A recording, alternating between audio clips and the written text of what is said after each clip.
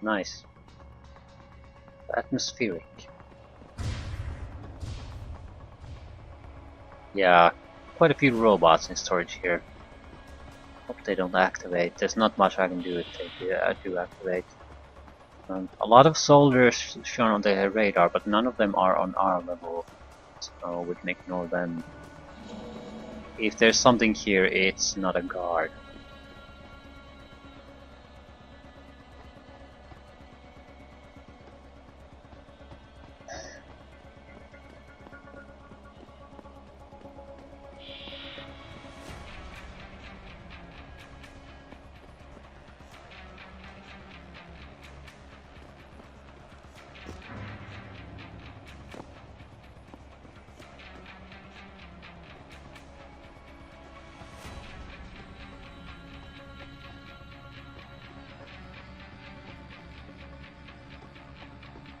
Okay, we're approaching the mission end.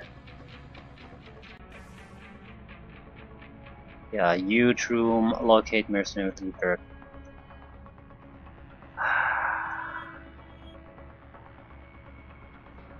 8 pillars. Yeah, another elevator. So, game, give it to me. What is it?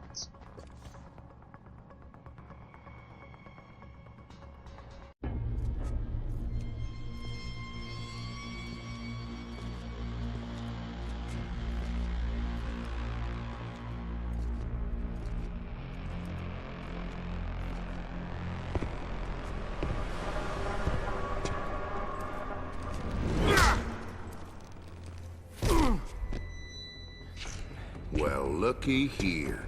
We got us a Boy Scout. He must be the one who mucked up my operation at the morgue. Get rid of him, Barrett. Yeah, Oh, they have important that's gonna be business a like pleasure. carrying their own luggage. They can't fight. Ah, shit.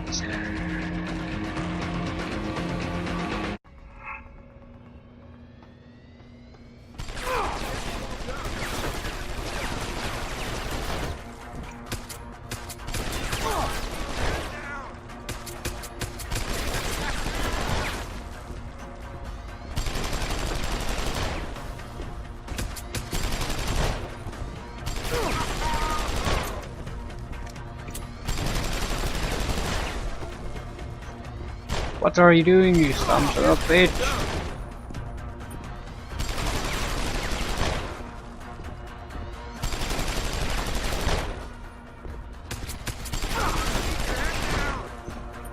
I'm trying to. You're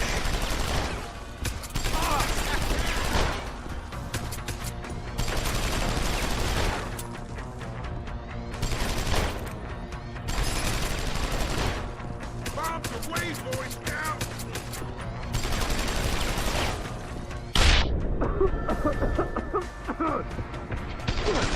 My time with you, boy.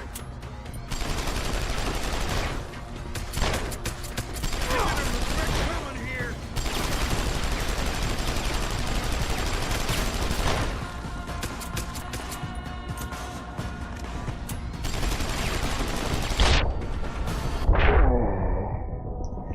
Yeah, not a good tactic there. But I'm not exactly sure what the hell I was supposed to do there.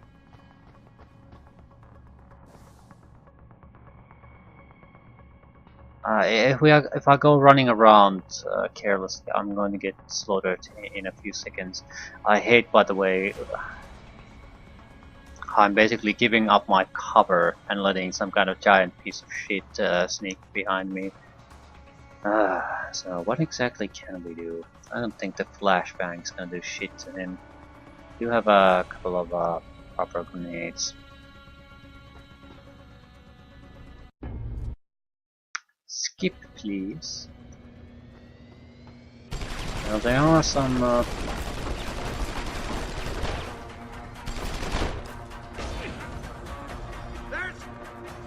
That's enough. You're gonna pay for that. That's enough. You're gonna pay for that.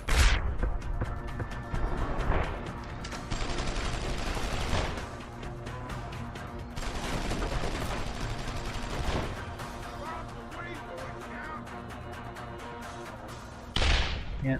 Grenades, grenades, grenades, grenades.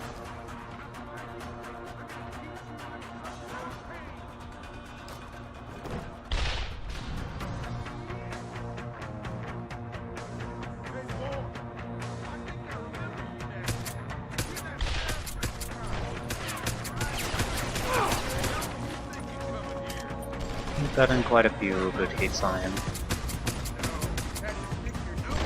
3 grenades. Bullshit.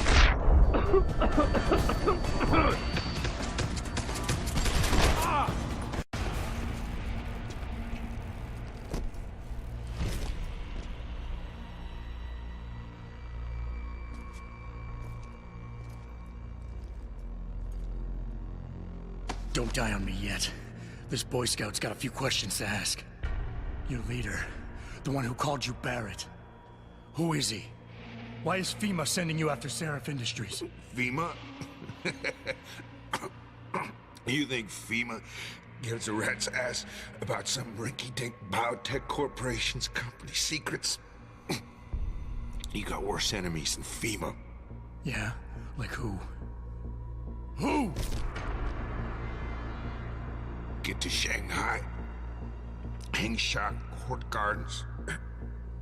Penthouse. Tell him... Tell him...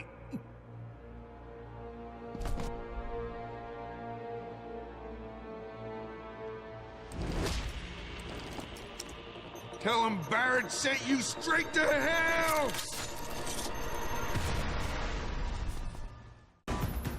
Jensen, what's going on down there? Those soldiers just sixed out like you wouldn't believe. They see you? No, I was flying dark in case it got hot. You all right? I'm fine. Patch me to Seraph. I'm getting you out of here first. Get to the LZ. I'll pick you up there.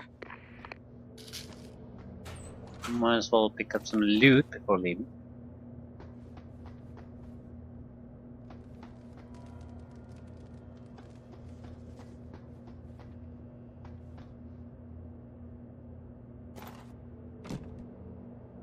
Okay, a little bit of a...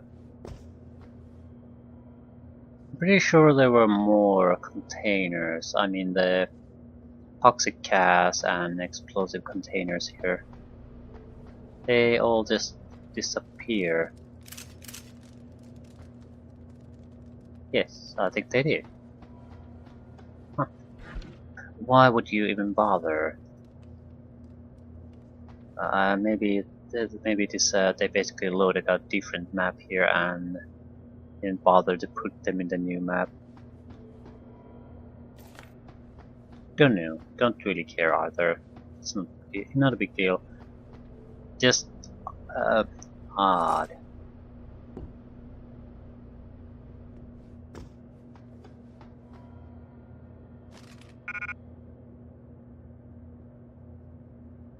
Too many painkillers.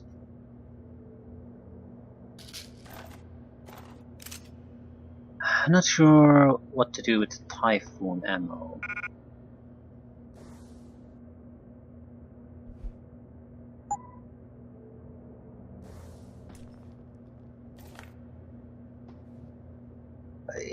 Basically, am I going to take the Typhoon system at some point or not? And at the moment, I don't know. But it is a good system.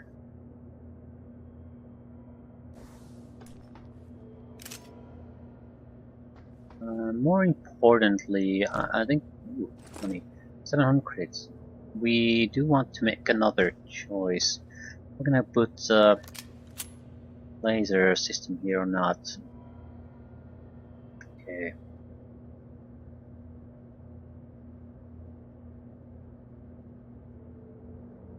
I need a better place to test this. Let's say crosspoint. We need a bit of a distance. I need to see. Does this change? Okay, this should be fine. Yeah, that's fine.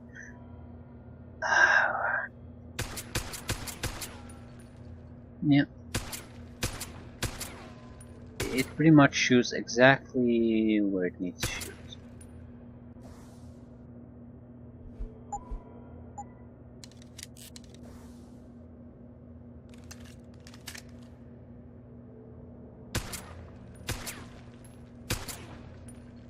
as I can see, there's not much of a difference. The spread this way is quite a bit bigger.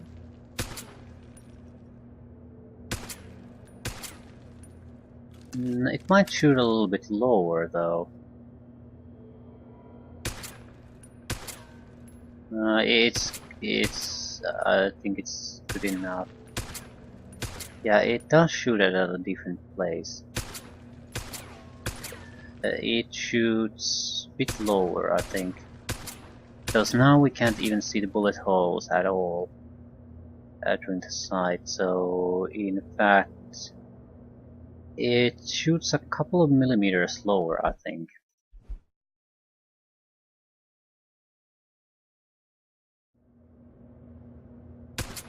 Yeah, now we can clearly see the bullet marks immediately. It's right at the center site. So the laser does alter where the bullets go. At a close range like this, I don't think it matters much. But at a longer range, it basically means I would have to aim at a location I can't see if I want the bullet to hit it. That's the problem. I just wanted to make sure that the laser actually does have a noticeable effect, and it does.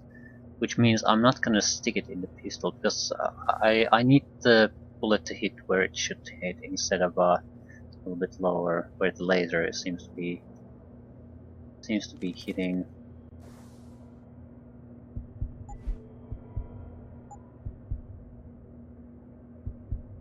Yeah, but anyway, our first boss fight, and I have to say I don't like it.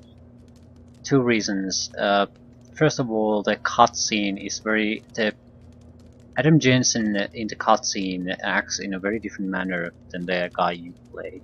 At least I played. Naturally, it can't conform to all playstyles. That would be silly.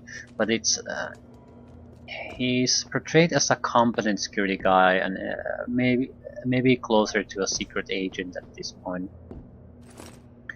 And it seems foolish he would just blindly walk in the middle of an area like this and got taken by surprise by the gigantic guy.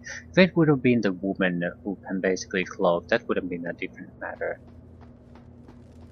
Also, I find it somewhat unbelievable that the two guys already evacuating would not have basically dropped their suitcases and helped kill the intruder instead of just getting out of here. The situation is built up in a very silly and unnecessarily silly way, making your own main character act like a fucking retard to bring it about, and I don't care for it. The fight itself is okay. It's not good. I guess the biggest problem is that what if you're not a combat character? Basically, you could have had non-lethal methods only with you, for example. That's not out of the question in any way.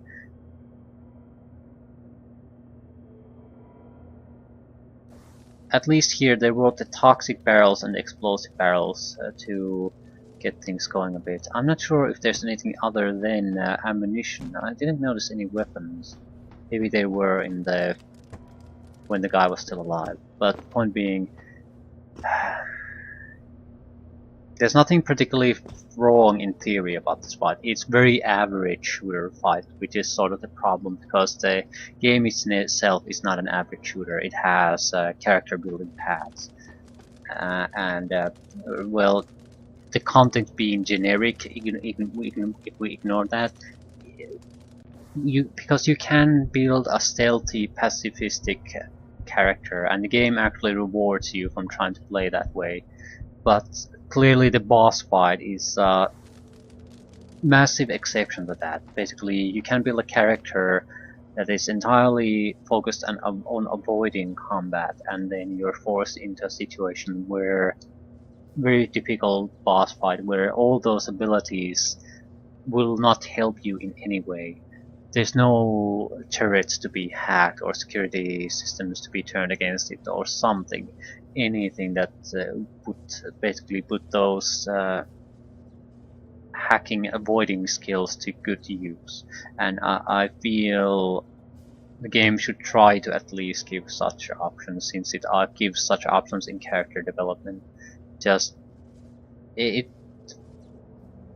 it's just too generic and doesn't really fit well with the rest of the game. I know the reason why it does that. It was developed by a different company that made the rest of the game. I mean, all boss fights, more or less, I think were developed by a separate company, and they're very generic fights, all of them, and they made them for a wrong game. That's how it smells like. Like they didn't really know how the rest of the game was going to go. So it sticks out a little bit. On itself, I wouldn't say it's bad, but it just doesn't fit. It's like it's taken from another game and just shoved in here.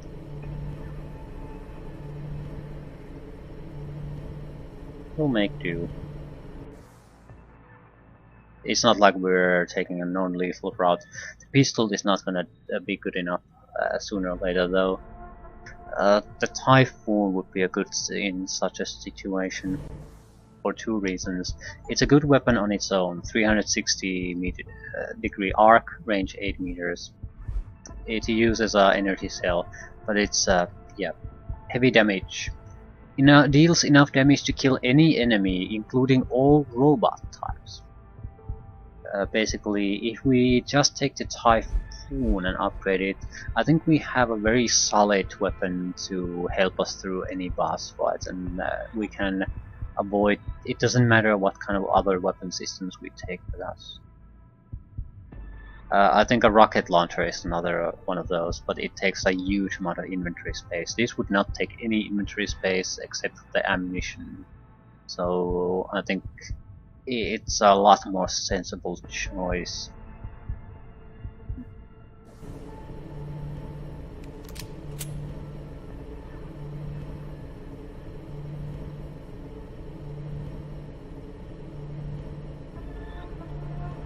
Suppose we could use those explosives too. Not a bad option. This is, I think, the easiest anyway. So shouldn't have too much. No one should have too much trouble with them. But I think with the future ones, you have increasingly less and less options. No exploding barrels or anything like that. Pretty straightforward fighting against much more, I would say, dangerous enemies than this. So the situation isn't going to stay the same. It'll get worse and worse and worse for characters who are non-combat focused.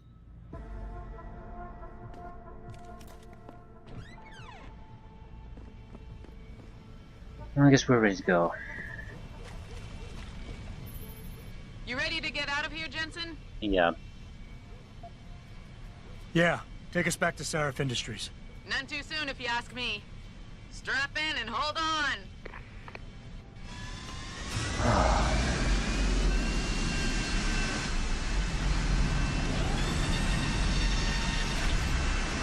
Let's see what the aftermath of all this is.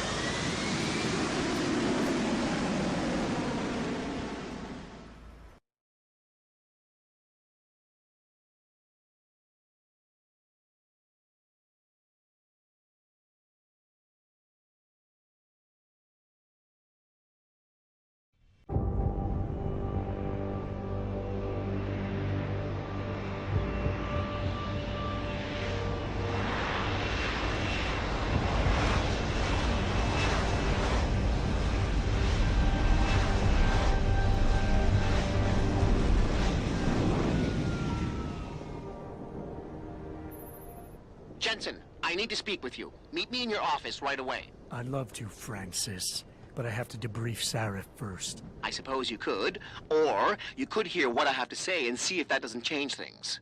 Pritchard out. Okay. We need everyone on high alert. It's not only the pro-augs who might want to get a Taggart, but the Respect, Mr. Cannon. I can't believe we're letting that arrogant bastard Taggart sniff around our building. What is it? What do you want? As much as I hate to admit it, I need your help. That signal you shut down in DRB territory.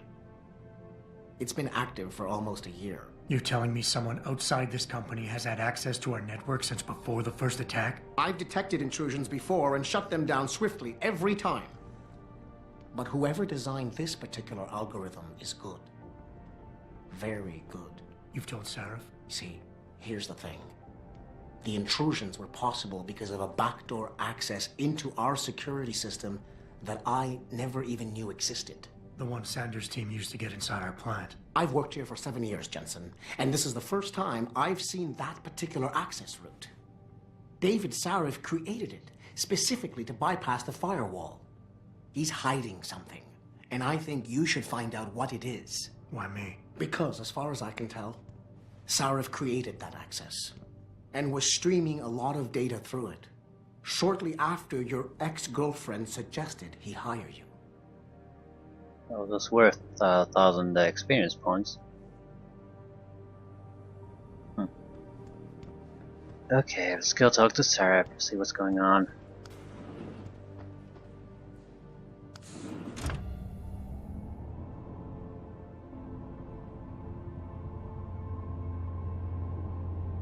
Just want to know what's the next stage of our plan here is.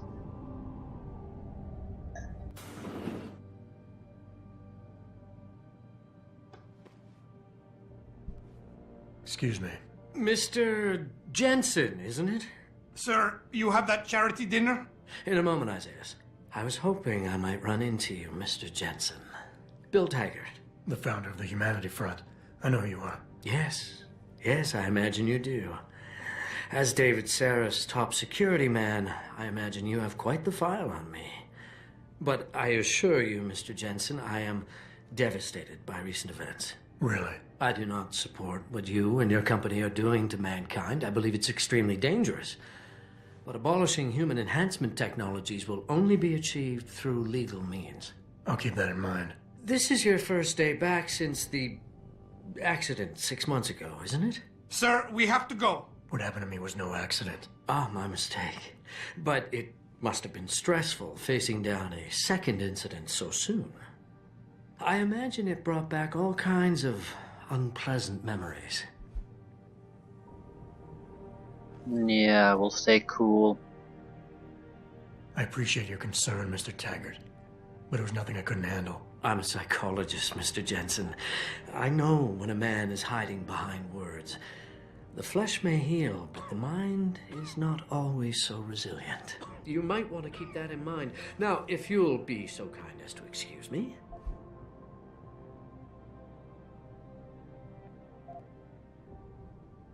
I'm curious about something, Mr. Taggart. What is it you hope to accomplish by coming here tonight? I would think that would be obvious. Your company has been viciously targeted. The violence and bloodshed that's occurred, it must be stopped. But I'm afraid it won't be until men of wisdom and understanding come to an agreement. About what? About the future, Mr. Jensen. This enhancement technology threatens to change the course of human evolution, to redefine what it even means to be human. You think governments can afford to let that go unregulated? You can't stop progress, Mr. Taggart. Perhaps not. But neither can we afford to sit by and watch it happen on its own. Not when we have the ability, the collective will, and foresight to influence it. I see. Thank you for illuminating me. Anytime. That's a reasonable stance to take. Who are you? You're Taggart's aide, aren't you? Dr. Isaiah Sandoval, isn't it? No need to play ignorant, Mr. Jensen. I am quite sure you have a file on me that's as thick as the one you have on Mr. Taggart. You're an outspoken activist in your own right, Dr. Sandoval. When you have seen the things that I have, you find you have no choice but to stand up and be counted. Frankly, I am surprised an ex-cop like yourself isn't more disturbed by the dangers of this technology. Augmentations help a lot of people, Doc. Handicapped, war vets. Yes, but at what cost? My own friend had his life ruined by these so-called enhancements of yours. A man much like you who had no choice but to become augmented. Yet once he was... Too much power can make you do terrible things, Mr. Jensen. I suggest you think long and hard on that. I'd like to hear more about your friend, Dr. Sandoval. What exactly did he do? Nothing. Was he injured in the Gulf? He went on a rampage in a shopping mall, if you must know. Hoping to be gunned down by the police, rather than face a lifetime battling augmentation addiction. He was addicted to augments? They don't talk about it in those corporate brochures of yours, do they? Neuroposine dependency, rejection psychosis, any number of physical and psychological ills have resulted from this technology, and yet we rarely hear a word about them. I'm sure the literature is out there. No thanks to the throng of corporate lawyers attempting to stop it. Your friend, did he succeed? Did he suicide by cop? No. Bill Taggart talked him down.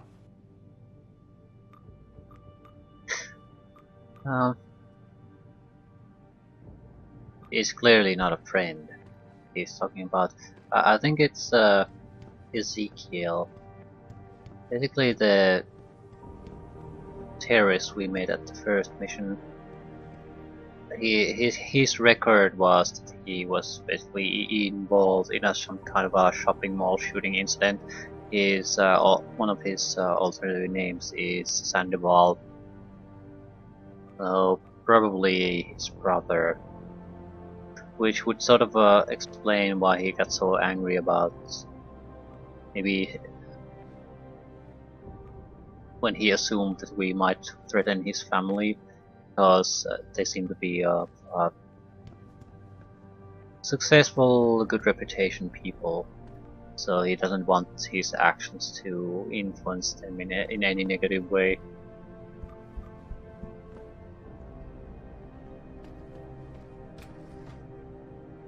Anyway, what the hell is going on? Boss, we need to talk. Is something wrong? I'm not sure. Did you set up a private access route to bypass the company firewall right before you hired me? What? Pritchard said someone's been using it to access our system since before the first attack.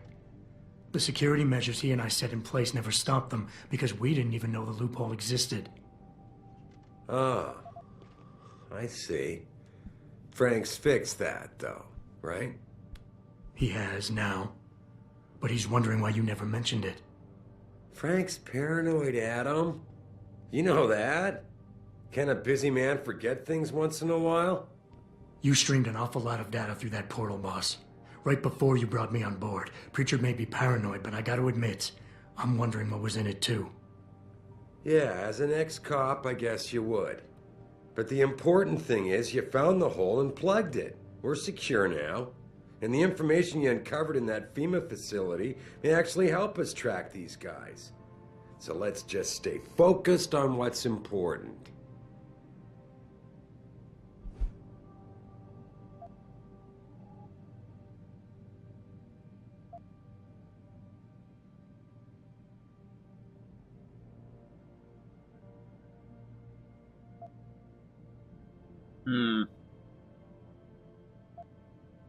I want to, believe me. I want to catch these guys as badly as you do. But that breach is responsible for every security crisis we've had, including today's. If you want me to stop these guys, I need to know what kind of data they've had access to. You're right. I'm sorry if I seem evasive.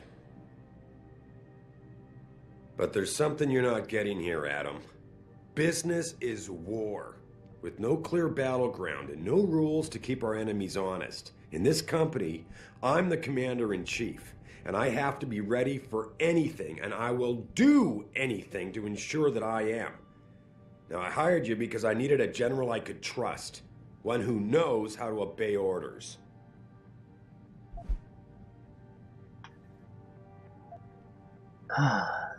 Yeah, we don't want to question his leadership. He won't react well to that.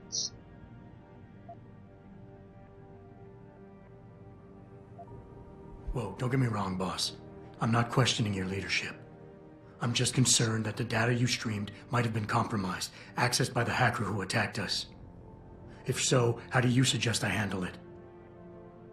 Good question. I guess we should consider every possibility. I just wonder if you're being a bit paranoid here. Fixating on details that aren't critical? I mean, are you so shaken up by what happened 6 months ago, by your failure to make a difference then, that you can't roll with the punches anymore? Damn it, Adam! I brought you back in today because you have an immediate crisis to deal with. Questioning me about things that don't matter isn't going to bring Megan back. I don't want to use pheromones. Yeah, he's clear alpha.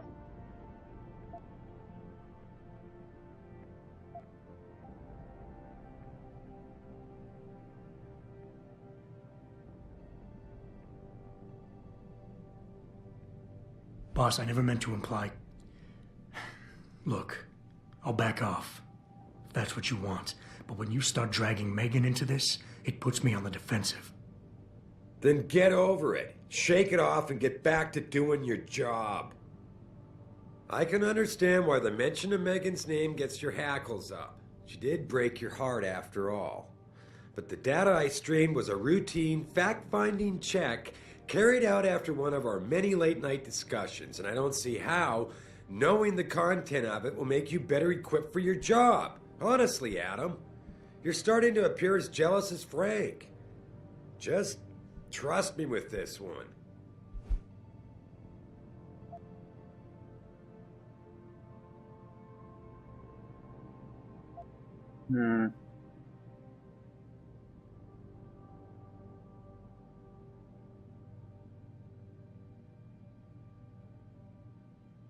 I would like nothing better than to trust you with this, boss. But trust is a two-way street, and the way you've handled this entire conversation so far makes me think that it's you who isn't trusting me. Why, boss? What is it you're so afraid to tell me? Adam, of course I trust you, son. And it's not that I'm afraid to tell you the truth. It's just that, honestly, I'm afraid you'll take it the wrong way. All right. Look, the truth is, I set up a confidential data channel for a private investigator, someone who can run covert background checks on people, potential new recruits, like you. You what? I had to, Adam. You were a liability, remember? You'd just been fired from SWAT. Now, Megan believed in you, but I had to be sure. Look, I don't want this to come between us. I'll send the files to your computer. You can see for yourself what he dug up. But Adam, you'd better be sure. Why? What do you mean? I mean, sometimes the past should stay in the past. Once you see that data, you can't unring the bell. When you're ready, come back and talk to me. We need to discuss our next move. Okay, that went very well. Could have gone a little bit better, but I'm happy. Need to go back to our office to see what the hell he's talking about. But anyway, yeah, that's pretty much a wrap on our mission. I do want to know the next step before ending though. So what's so special about that information? Why can't I know information about myself? What's the problem there?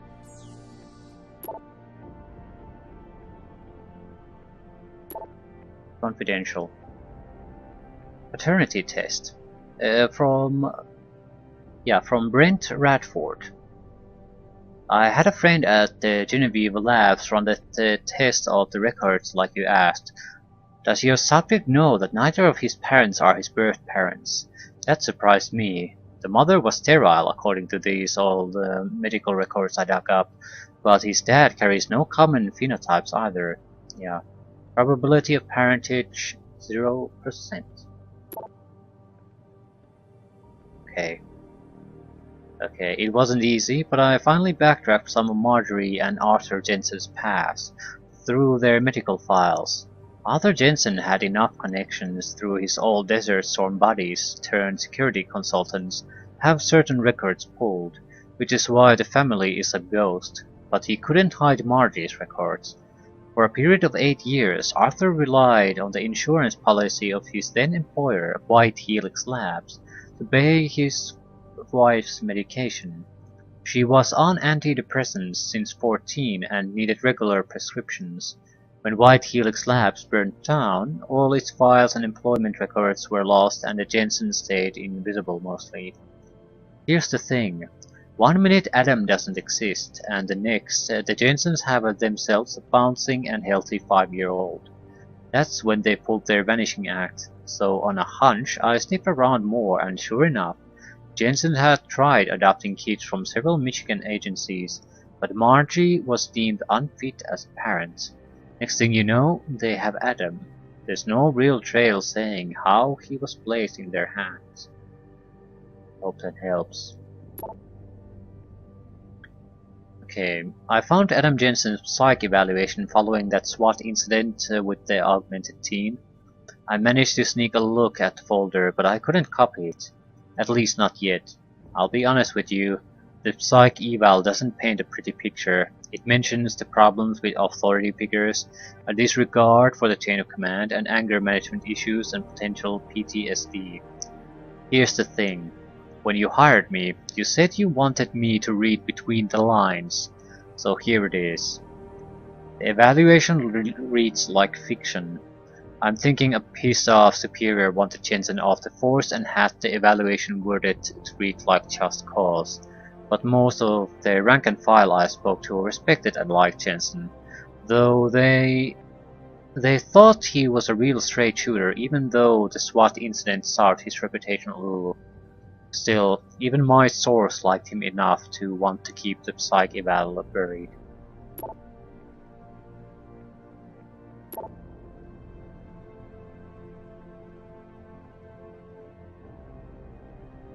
Cal Lopez. We got a new security code.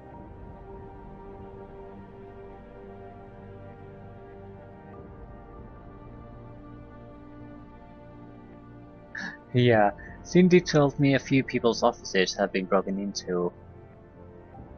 Peek in room 30. I want to make sure no one's been in there messing with my stuff. Okay. Room 30. We have to go and steal his stuff. Athena tells me you spoke to Sarif. Did he happen to tell you why he made us look like idiots? I'm handling it. You can imagine how relieved I am to hear that. I'll tell you what. While you follow any lead Sarif spoon feeds you, I'm going to do what I should have done in the first place and backtrace that signal. That's your pride talking.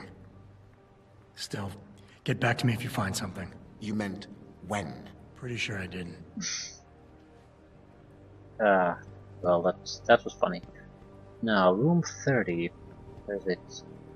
33, 31.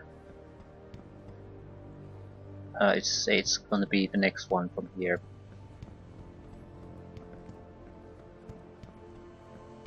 Yeah, even numbered rooms go to this side. Okay, someone's been stealing stuff. Can't have that.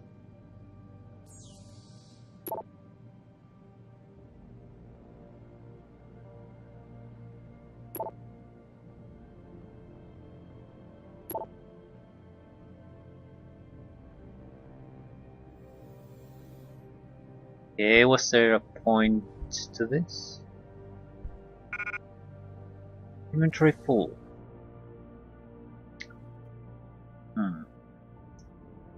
I think we're just yeah, I think we're just gonna dump one of the later targeting systems.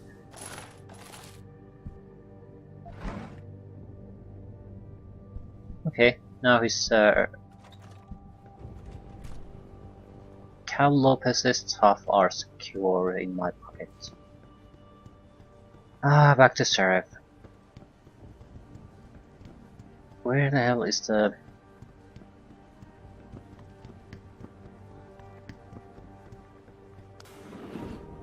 So basically, our parents did not adopt us, and we're certainly not biologicals.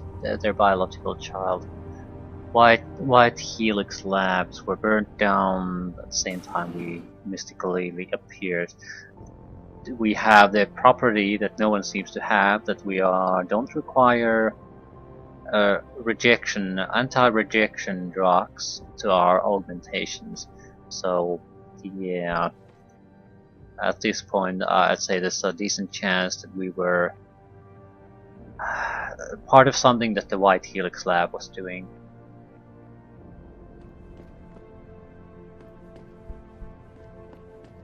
And as a result of that, we have the ability to get along with augmentations better than most humans. And I guess that might be what the Megan's and Sarah's research is based on, because they don't want to talk about and reveal where they got not the discovery, but how they managed to do it. So they used me basically. But why would that be a problem?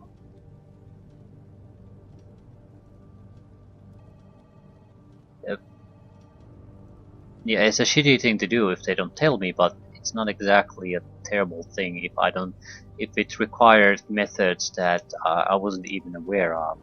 So here, this is for you. It's a corporate passport encoded with your biometrics. I've set up a false flag routing which should get you to Henshaw Island without any problems. You're sending me to China?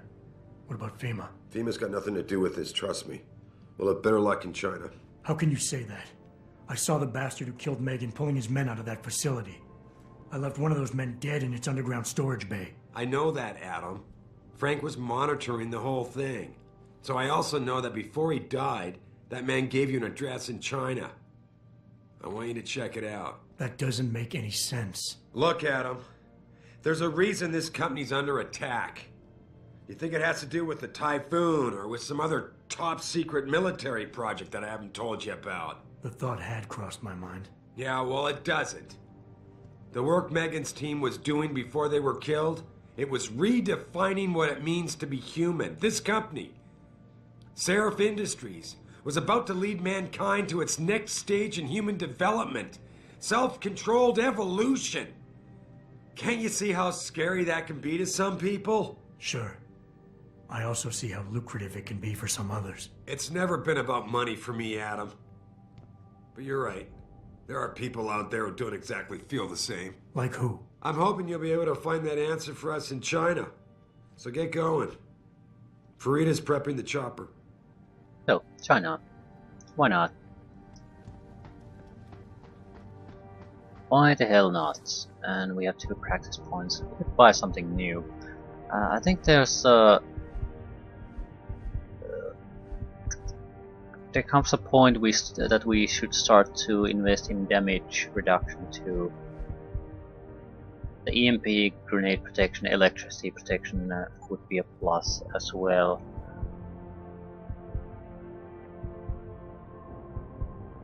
Well, we don't have to do it now, but it's just something to keep in mind. Either way, we can say goodbye to Detroit permanently at this point. I think we did pretty much everything we can do here. We might have missed something minor. There's a couple of places we haven't visited, a couple of storage rooms in the city that we didn't gain access to at any point.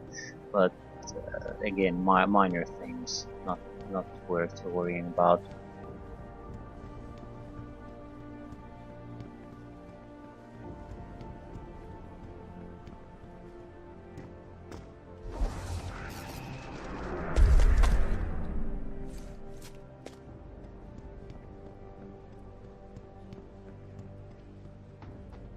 Wait a minute, what's here? Huh.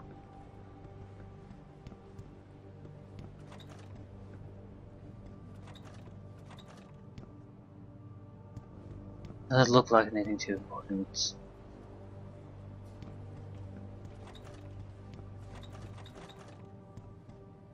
Yep, waste of time.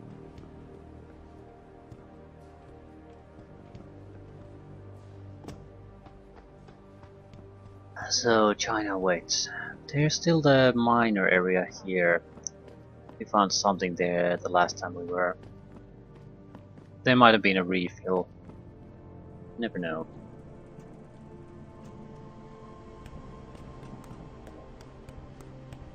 Yep. Nothing we particularly care about though. Yep. Waste of time. It seems every time we get out of the hub map, there's a chance that something is changed or get respawned or something like that.